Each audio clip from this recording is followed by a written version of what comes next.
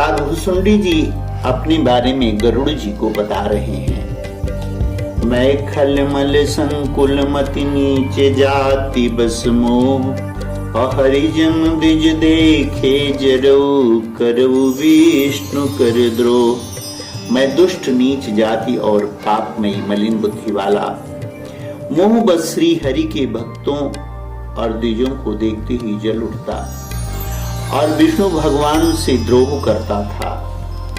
गुरुनित मोहि प्रबोध दुखित देखिया चरण मम, अमहि उपजे अति क्रोध दम्भई नीति की भावई।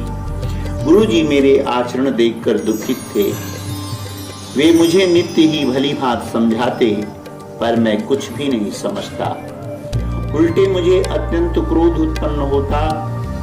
दम्भी को कभी नीति अच्छी लगती है क्या?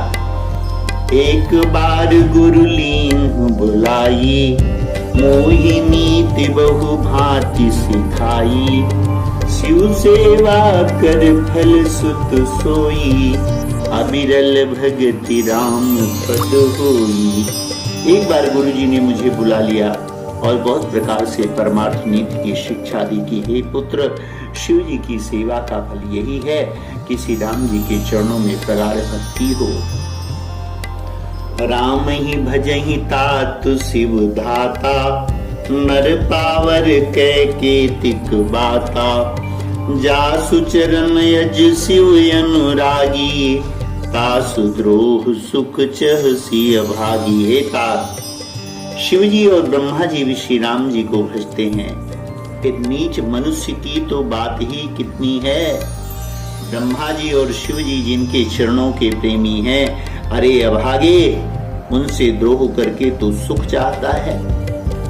हर कहूँ हरि सेवक गुरु कहूँ, असुनि खगनाथ हृदय मम दहु।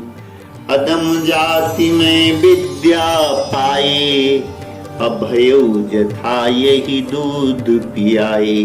गुरु जी ने शिव जी को हरि का सेवक कहा। ये सुनकर हे पक्षीराज, मेरा हृदय जल उठा।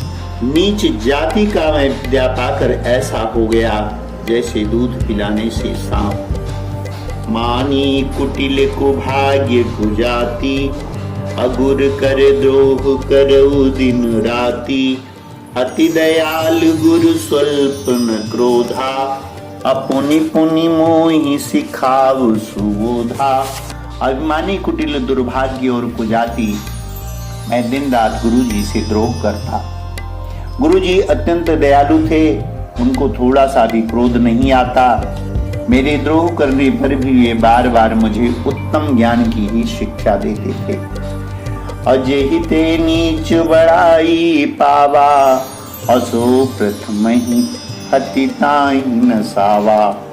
धूम अनल संभव सुनु भाई, अतहि बुझाव घन पदवी पाई।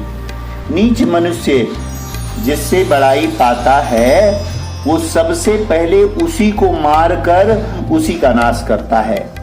हे भाई सुनिए, आग से उत्पन्न हुआ धुआं मेघ की पदवी पाकर उसी अग्नि को बुझा देता है।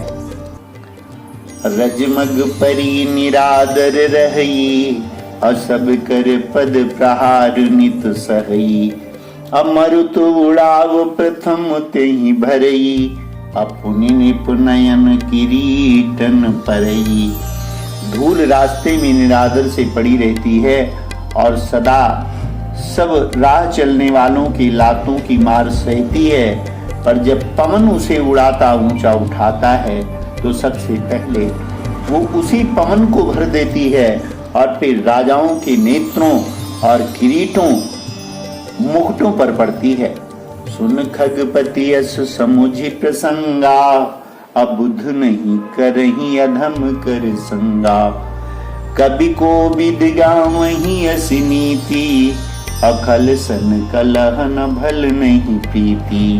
हे पक्षीराज गरुड़ जी, सुनिए, ऐसी बात समझकर बुद्धिमान लोग अधम नीच का संग नहीं करते। कवि और पंडित ऐसी नीत कहते हैं कि दुष्ट से ना तो कला ही अच्छा है और न प्रेम ही। उदासीन नित रहिए गोसाई, अखल परिहरई स्वान की नाई। मैं खल हृदय कपट कुटिलाई, अगुरु हित कहई न मोहि सुहाई। हे गोसाई, उससे तो सदा उदासीन ही रहना चाहिए, दुष्ट को कुत्ते की तरह दूर से ही त्याग देना चाहिए। मैं दुष्ट था, हृदय में कपट और कुटिलता भरी थी, इसलिए यद्यपि गुरुजी हित की बात कहते थे पर मुझे वो सुहाती ना थी। एक बार हर मंदिर जपत रहो शिव नाम, अगुर आयो अभिमान ते उठी नहीं कीन्ह प्रणाम। एक दिन मैं शिव जी के मंदिर में शिव नाम जप रहा था, उसी समय गुरु जी वहां आए, पर अभिमान के मारे मैंने उठकर उनको प्रणाम नहीं किया। सो दयाल नहीं कहु कछ, पूर्ण रोष लवलेश, अवति अघ गुरु अपमानता, सही न सके महेश। गुरुजी दयालु थे, मेरा दोष देखकर भी उन्होंने कुछ नहीं कहा। उनके हृदय में लेश मात्र भी क्रोध नहीं हुआ, पर गुरु का अपमान बहुत बड़ा पाप है, अतः महादेव जी उसे नहीं सह सके।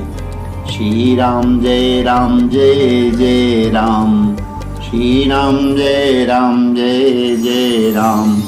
अपने से बड़ों का, गुरुजन का, माता पिता का कभी निरादर नहीं करना चाहिए, उनका अपमान नहीं करना चाहिए।